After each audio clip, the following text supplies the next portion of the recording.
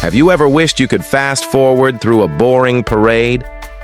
I did, and it went horribly, horribly wrong. My name is Leo. I was stuck at my town's annual Veterans Day parade. It was so slow.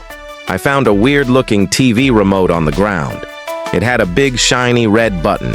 I pointed it at the parade float in front of me. I pressed the fast forward button. Nothing happened. So I tried the rewind button instead. Big mistake. The whole world started spinning backward. The parade floats zoomed past me in reverse. The marching band moonwalked. The crowd's cheering sounded like a giant rewinding tape. Whoosh! Everything stopped. I looked up. The sunny sky was gone. It was gray and a little spooky. A man with a huge bushy mustache and a funny round hat stood before me. He wore a dusty brown uniform. He looked very confused. He stared at his compass, tapping it. "This contraption is busted," he mumbled, his mustache twitching. "Where in the world is San Juan Hill?" I had no idea what he was talking about. I just knew I broke time. I needed to fix this. I pointed the remote at him and pressed fast forward. Nothing. I tried rewind again. The world spun backward even faster this time. The buildings around us morphed and changed. They went from brick to wood. Then they vanished into fields. I landed in a snowy field. My sneakers were soaked. A man in a blue coat with shiny buttons was shivering next to a small fire. He had a kind face, but he looked so tired. He looked at my bright orange jacket. "Your uniform is quite peculiar, young man," he said, his breath making a little cloud. "Are you a messenger from General Washington?"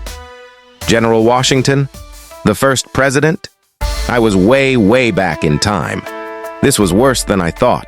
I had to get back to my parade. I held the remote tight. I thought really hard about my mom's hot dogs waiting for me after the parade.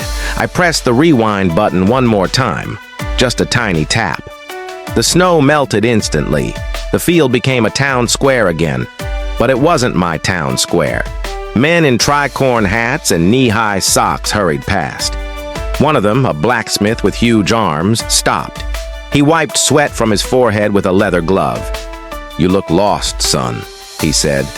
His voice was deep and rumbly. "The town meeting is about to start. We are deciding if we fight for our freedom." He looked at me with serious eyes. It felt like a really important moment. I realized these were the people who started everything. I knew I couldn't stay. I pointed the remote forward. This time, I didn't press any buttons. I just wished really hard to go home. I pictured the parade, the bright flags, the old veterans smiling and waving. A warm feeling spread through me. The remote started to glow. The world blurred. Colors swirled around me. I smelled popcorn and heard the familiar sound of a marching band playing a happy tune, forwards this time. I was back. The parade was just as I left it. An old veteran in a wheelchair was rolling by. He looked a lot like the man from the snowy field, but older, with kind wrinkles around his eyes. He saw me staring.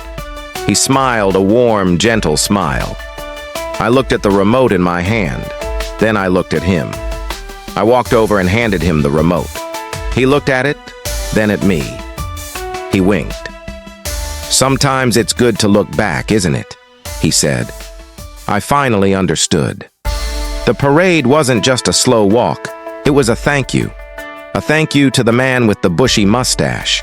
A thank you to the shivering soldier. A thank you to the brave blacksmith.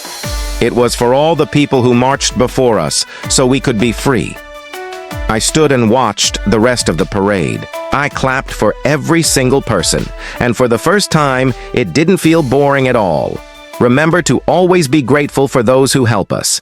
Thanks for coming along with us for this magical adventure. Don't forget to like and subscribe. Good night, little one.